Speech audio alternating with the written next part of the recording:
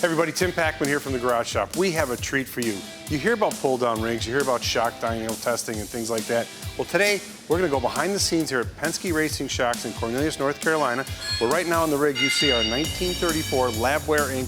Ford Roadster that we're going to take to Bonneville. We're going to show you that. We're also going to interview Vance Kirshner of LabWare Inc., driver of that car, Aaron Brown of the Garage Shop, and John Quinn of Penske Racing Shocks.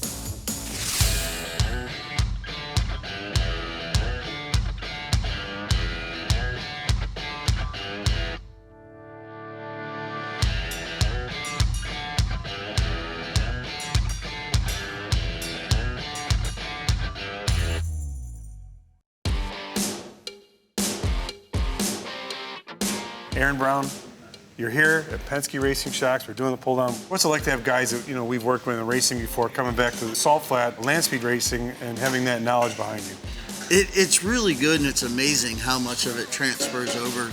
John Quinn came on board to build all the Penske shocks for the Roadsters, and we basically took the package we had last year, had John look at it, and the guys here at Penske kind of reviewed everything, made some suggestions. We followed their lead. Got everything on the car, and I really kind of speechless because I didn't know how this was going to go.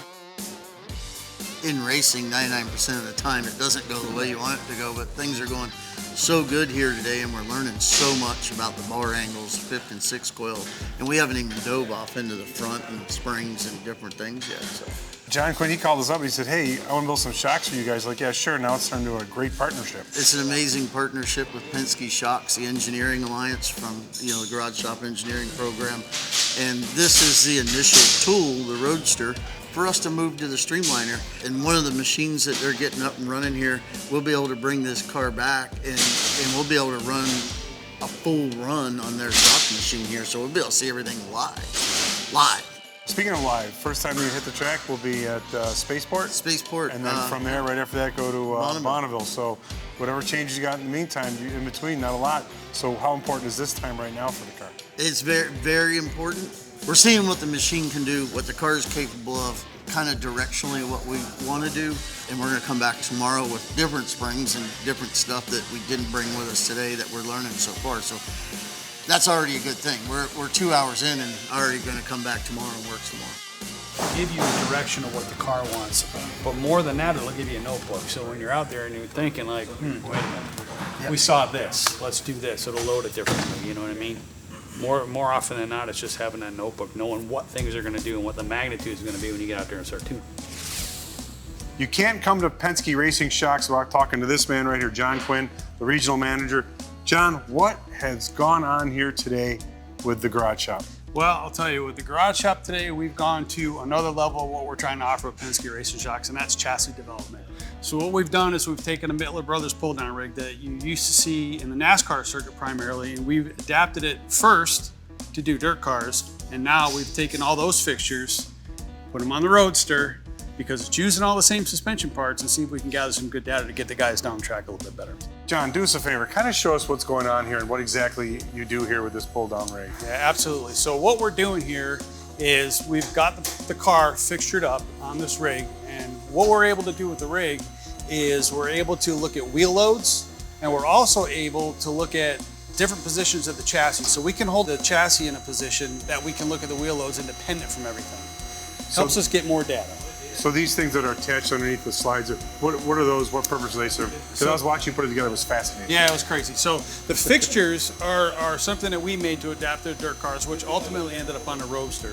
And what the fixtures do is it basically tricks the whole thing into thinking that this is the frame.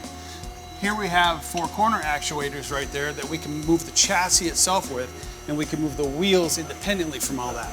Okay, so when you're doing the shot, what's the data that you're trying to collect as far as travel? Because with the Roadster, like a dirt car goes through a turn, whereas the Roadster, we're going straight down the salt flats, so the travel isn't, and there's no buoyancy like that. Yeah, so what ends up happening is we take some of the tests that we use for the dirt cars, and we basically just, for better lack of terms, just dumb them down a little bit.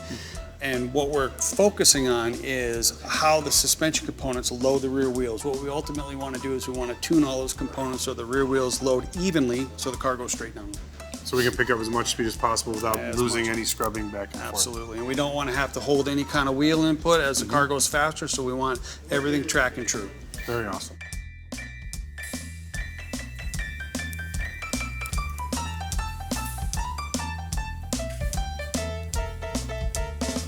Okay, can we go back to 0, please?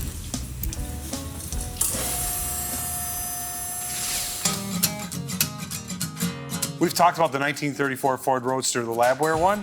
Well, who better to drive that one than Vance Kirshner from LabWare?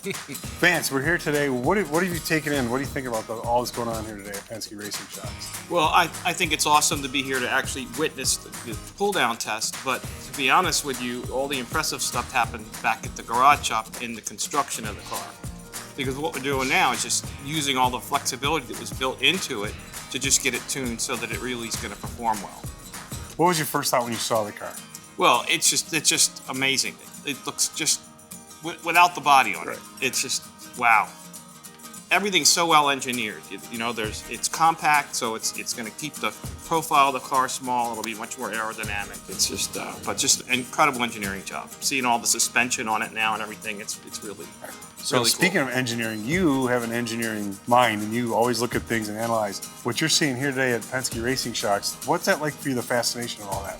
Well, I'm fascinated from two different dimensions. The one is that just how they actually do the fixtures on the cars and perform the actual pull downs and the equipment that they use and how they're measuring all the different sensors. But it's also really impressive to just see how the car is responding, and we're finding that it's really pretty well dialed in. We had a few things to make an adjustment. They're coming up with a plan right now of what to do with the rest of the plan going forward in terms of spring rates and the shocks, and we're going to work on the rear. It's got a 4-bar linkage, so a lot of flexibility for the wheel movement and traction, which the guys out there on the Salt Flats don't really run that. So we have a much better capability, and it's just great to see it all in action. Speaking of Salt Flats, last year you were out there, you went 200 miles an hour, you got your license. It was a great moment. I'll never forget it because the joy in your face was like a kid at Christmas. Going back this year, you're in a different car though. Does something like this help your confidence or your understanding before you get out there? Oh, absolutely, absolutely. I mean, first of all, just going a second time is, I know what the drill is. Looking at the car, understanding the car really makes it helpful to have confidence in how it's going to drive. So then when you get to Bonneville, what is it you're looking to accomplish this year? Well, we want to set some records. Then when we get to the front, we'll start with these 400s and go through our 1 3/4 travel on this. And then I got a set of shocks built back there, those ones that we talked about with the lock rings, and we can play with those lock rings and some bump springs. And after Bonneville, will be really good to come back because we'll have a track map. Think of luck at all after Bonneville, when you come back to that track map, that other rig will be running, and we can cycle the live data through and really get And some simulate the whole run. simulate the whole run. And really, that'd be next level That'd stuff. be cool. Yeah. And that'd be cool. I think at that point we can really sort some stuff out, and then we think can so, start too. moving that over to streamline it. Here is the engineer, Jeff Kirkendall, from Penske Racing Shocks. Jeff, what exactly is your role here with Penske? What I do is I run the rig here that we built in-house, and then I'm responsible for the data, and then the data that goes out to the customer. So what Aaron and the guys will get from us. And we custom built this sheet, which shows all the information here. The run that we just made showed a smoother wedge trace. So wedge would, just real And quick, wedges what's that? equal weights across the back of the car, which is what we're working on today, to try to make the car track straight. Yes, When very when it's under load, it's under full power. So the data that you're collecting, they're trying different things. How important is it to try all the aspects to make sure you get the right read before this leaves the shop and heads out? The biggest thing we're looking for right now is we're looking for trends. So we're making changes, and if it looks like it's in the right direction, then we'll continue down that road. If not, then we'll go down the next road or opposite direction just until we figure out what we want to do. And then tomorrow we'll fine tune more around those same changes. This machine was specially built. How long did it take you to learn it as you were going along, as they were building it? Because the data that comes out here is amazing. It took us a year to figure it all out. A year. Between the software, building the fixtures that hold the car down, and then developing the tests.